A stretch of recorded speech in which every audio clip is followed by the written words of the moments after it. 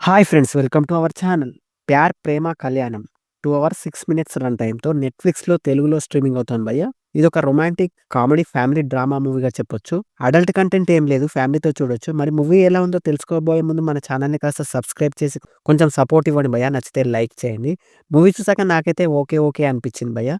Comedy drama emotions అంతగా work out కాలేదనిపించింది. ఇల్లరికం వెళ్ళిన అల్లుడు అక్కడ ఫేస్ చేసే సమస్యల చుట్టూ తిరుగుతుంది మూవీ అంతా.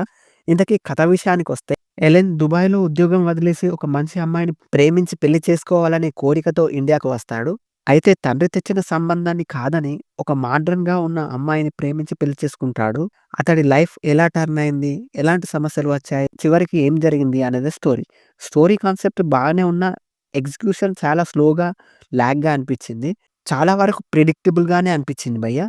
అల్లుడు అత్తగారింట్లో పనిచేయడం లాంటి సీన్స్ కాస్త ఫన్నీగా అనిపించినప్పటికీ, మరీ కామెడీ ఎక్కువగా వర్కౌట్ కాలేదనిపించింది. డ్రామా బాగానే ఉన్నప్పటికీ, ఎమోషన్స్ ఎక్కువగా వర్కౌట్ కాలేదనిపించింది.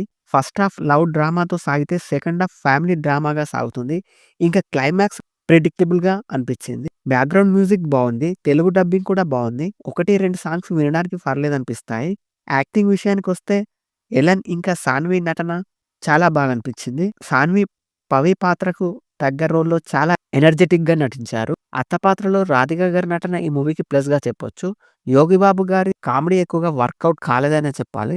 ఆయన రెగ్యులర్ వాయిస్ అయితే ఇవ్వలేదు. సినిమాటోగ్రఫీ బావుంది. ఓవరాల్‌గా టైమ్ పాస్ కోసం ఒకసారి ట్రై చేయొచ్చు అనిపించింది భయ్యా. That's it guys. Thank you for watching.